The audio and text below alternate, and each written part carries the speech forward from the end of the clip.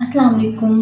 आज मैं डिस्कस करूँगी मिसकैरेजेस के बारे में। बहुत सारे पेशेंट्स मेरे पास आते हैं जिनके बार-बार मिसकैरेजेस होते हैं। मिसकैरेजेस बेसिकली होते क्या हैं? जो प्रेगनेंसी 20 हफ्ते से पहले अबॉर्ट हो जाए या ख़त्म हो जाए, उसको हम लोग मिसकैरेज कहते हैं। मोस्ट कॉमनली मिसकैरेज पहले 3 महीने के अंदर या फर्स्ट ट्राइमेस्टर के अंदर होते हैं।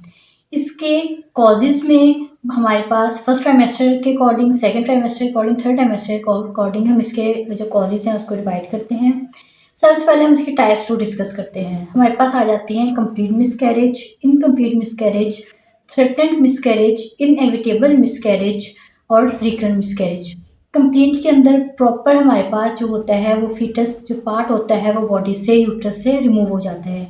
इनकम्प्लीट के अंदर हमारे पास कोई ना कोई फीटल टिश्यू यूट्राइन कैविटी के अंदर रह जाता है। और इनएविटेबल मिसकैरेजेस के अंदर हमारे पास इंटरनल ऑस ओपन हो चुका होता है, जिसकी वजह से चांसेस होते ही नहीं है कि प्रेगनेंसी रह सकेगी। हमल ज़ाया होने के 100% उसके अंदर चांसेस होते हैं। इसके बाद थ्रेटन मिसकैरेज वो होता है जिसके अंदर ख़तरा होता है माँ को मिसकैरेज का, कि मिसकैरेज ने होना होता है। उसके अंदर अमूमन हम लोग पेशेंट को मेडिसिन वगैरह पे रखते हैं। इसका रिकरेंट मिसकैरेज आ जाता है, जिसमें वही अगर प्रेगनेंसी 3 से ज़्यादा दफ़ा ज़ाया हो चुकी है तो हम लोग उसको रिकरेंट मिसकैरेज के अंदर लेके आते हैं। अब क्या कॉजेज़ होते हैं? फर्स्ट ट्राइमेस्टर के अंदर सबसे पहले होता है मरूसी बीमारियाँ, यानी कि क्रोमोसोमल डिसऑर्डर। ये जो मसाइल हैं ये अमूमन हमारे या इंसानों के हाथ में नहीं होते। ये अल्लाह ताला की तरफ से ही ऐसी जेनेटिक म्यूटेशंस आती हैं जिसकी वजह से बच्चे के अंदर क्रोमोसोमल एब्नॉर्मलिटी आ जाती है और वो हमल नहीं ठहरता। इसके अलावा डायबिटीज़, यानी कि जिनको शुगर है उनके अंदर, जिनका ब्लड प्रेशर ज़्यादा रहता है, हाई ब्लड प्रेशर के पेशेंट्स के अंदर।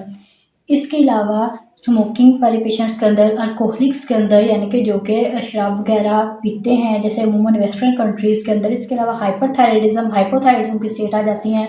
अगर मदर के अंदर प्रोलैक्टिन लेवल ज़्यादा है उसकी वजह से। ये सारे बेसिकली कॉजेज़ हैं जो कि फर्स्ट ट्राइमेस्टर के अंदर मिसकैरेज जो इसकी वजह से होते हैं। अगर हम सेकंड ट्राइमेस्टर पे आते हैं, इसके उसमें सबसे ज़्यादा कॉमन है जेनिटल इन्फेक्शंस, यानी कि किसी भी यूट्राइन कैविटी का या जो हमारे जेनिटल्स आ जाते हैं उनका इन्फेक्शन आ जाता है। सर्वाइकल इनकम्पिटेंस, यानी कि बच्चे जाने का, जिसे आम जुबान में बच्चे जाने के मुंह खुल जाना कहते हैं। इसके अंदर हम लोग सर्कलाज करते हैं, यानी कि टांका अंदर की तरफ से लगा देते हैं ताकि वो सर्विक्स ओपन ना हो और हमल ठहर जाए। इसके अलावा जो आ जाते हैं वो हमारे पास यूट्राइन एब्नॉर्मलिटीज़ आ जाती हैं, यूट्राइन डिफेक्ट्स आ जाते हैं, जिसके अंदर अमूमन फाइब्राइड वगैरह कॉमन है। हमारे यहाँ बहुत सारे मिसकंसेप्शन हैं कि कुछ काम ऐसे हैं जिनके करने से कहा जाता है कि मिसकैरेज हो जाता है, जबकि ऐसा नहीं है। अमूमन ये कहा जाता है कि स्ट्रेस एंग्जाइटी लेने से या बहुत ज़्यादा वॉक करने से मिसकैरेज होना शुरू हो जाता है। या फिर कुछ कामों की लिस्ट मैं यहाँ पे शेयर करना चाहूँगी कि ये काम करने से उसका मिसकैरेज से कोई लेना देना नहीं है, जिसके अंदर स्ट्रेस एंग्जाइटी वगैरह। इसके अलावा यानी कि प्रेगनेंसी के अंदर हल्की फुल्की वॉक कर सकते हैं, जेंटल जॉगिंग वगैरह कर सकते हैं।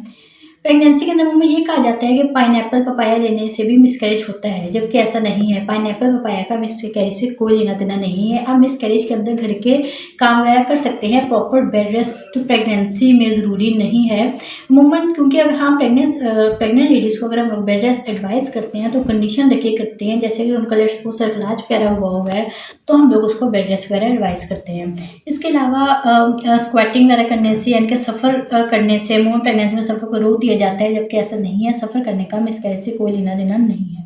ये चंद कॉमन चीज़ों की लिस्ट है जो कि मिसकंसेप्शंस हमारे यहाँ है, तो ये मैं क्लियर करना चाह रही थी कि इनका मिसकैरेज से कोई लिंक नहीं है।